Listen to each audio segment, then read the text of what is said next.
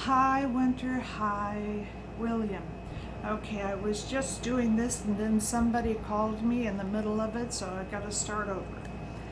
I'm gonna read you another book about Sophia, and I want you to remember a couple of things about her.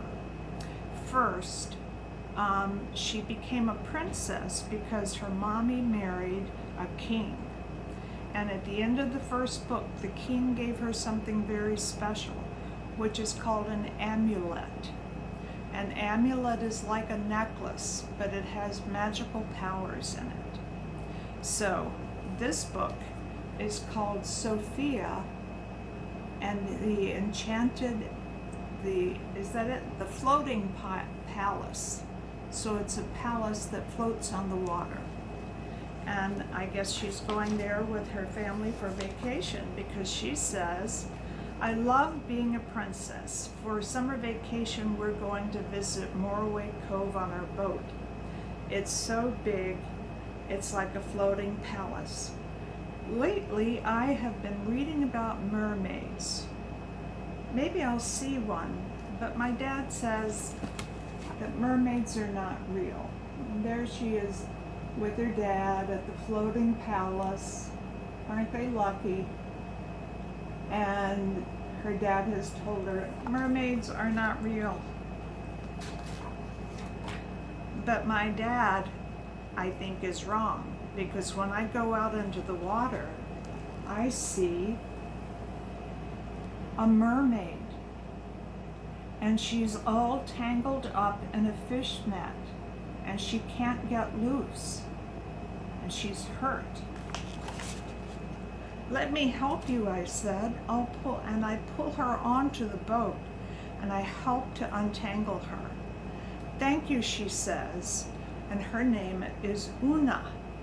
She's really nice, but she has to go.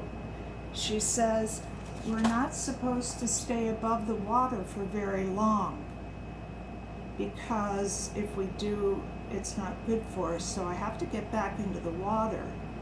But when she gets into the water, she can't swim because she has hurt her fin and she can't swim. So I think, Sophia says, I think I can help you. And she jumps into the water to help her, and all of a sudden, her amulet starts to glow and she turns into a mermaid. Didn't see that coming. I can't believe it, and neither could Una. How did you do that? Una said. I tell her about my magical amulet. Uma has a comb that's enchanted too. I'm not sure what its powers are, said Uma, but Mom says she will tell me when I'm older. So there they both are, being mermaids in the water together. I think I would like that. Not for very long, because being a person is kind of fun, but I think that would be fun. I help Uma swim toward her home in the cove.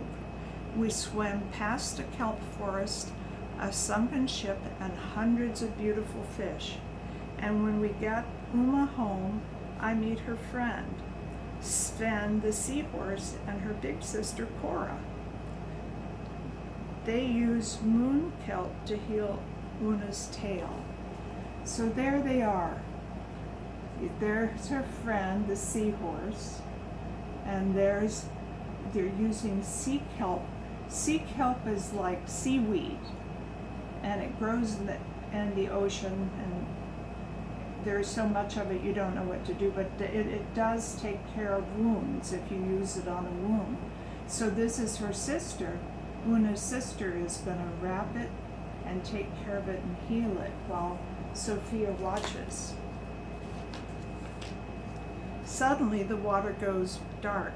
It's our floating palace stopping above it. Then we hear Una's mom calling her and Cora home. Uma's mom is the main mermaid queen. I'm so glad you're safe, she said. A human vessel is above. See, there's the boat. And she was scared that her daughter, that Uma was near the boat. And that's the mom, and mom is the queen of all mermaids, and that's why Uma has the special comb. But I'm not dangerous, and neither is my family, says Sophia. Queen Emmeline doesn't know that, though. She's afraid that Sophia and her family are a danger to them, and she wants to use her magic trident to create a powerful storm, one that could blow the floating palace out of the cove and maybe even sink it. And my family is on that ship. There's the queen mermaid saying, this is a danger, having a ship above us. I'm going to create a storm and blow it away from here. So I tell the queen that I'm human and I can get the ship to leave. Please don't sink it, please, please, just give me one chance, I say. Luckily, the queen agrees. Una and Cora come back and wish me well. There she is begging the queen, please don't send a storm. I can make them leave, I promise. I hope she can, because a storm is a bad thing. I start swimming back to the floating palace, and suddenly I hear Uma calling my name. Oh no, a horrible, hideous sea monster is chasing her. He wants her enchanted comb. I swim after them as fast as I can, but then they are in the kelp forest. Uma, I cried, there is no answer. There's the sea monster, and he's chasing Uma, and she can't catch up because she's just not fast enough to get through the kelp forest. Oh my goodness, what will they do? I rush back to tell Queen Emmeline what happened, and she tells me I have till sundown to rescue Uma. The queen says if I can't, she will sink my family's boat. And look at poor Sophia. She has no idea how to rescue Uma, and the queen looks angry. I swim back to the floating palace. I need help, but my family doesn't believe in mermaids. So I gather some friends who do, Sven the crow and a seagull named Farley. So her parents don't want to listen to her because they don't believe in mermaids, but she found some friends who do, and they're going to help her, I hope, because how's she going to do it? Finally, we get in a boat and we find Uma. The sea monster has trapped her and is about to steal her enchanted comb. I try to stop him, but he's very powerful. And look how big he is. He has put Uma in this tiny cage in a boat. And there he is, he's huge. And Sophia and her friends and Uma are all so tiny. Oh no. Queen Emmeline has started thunder and a storm over the cove. I need to rescue Una before her mom sinks my family ship, and I don't know what to do. All of a sudden, Sven, the seahorse, shows up and says, your necklace is starting to glow. That's her amulet. And when it glows, magic happens. Let's hope it's good magic. When we dive underwater, Princess Ariel appears. My amulet brought her to help. So I tell Ariel about Uma. I need to save her, but you need more help, Ariel says, and she tells me that humans and mermaids both love their families and that we just need to work together. So there's Ariel, and Ariel is a princess too, but she's a mermaid princess, and she said, I understand, I don't want your family hurt and you don't want my family hurt, so let's work together. And all of a sudden, when Ariel said that, Sophia had an idea of what to do. Sven and I can find Cora and tell her about the sea monster. And so they did. They went and found Cora and told her that the sea monster is trying to steal Cora's magic comb and has trapped her in a cage. And now they're all going to the boat. So Cora and I come up with a plan.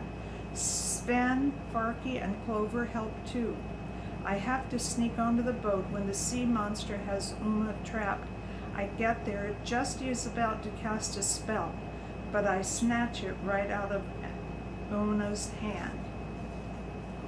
He's about to throw a spell, like sometimes evil monsters, they will have a spell in their hand and they can throw it and make something bad happen. But luckily, Sophia got there in time and caught it before it hit Una. Una is free, but the sea monster is furious.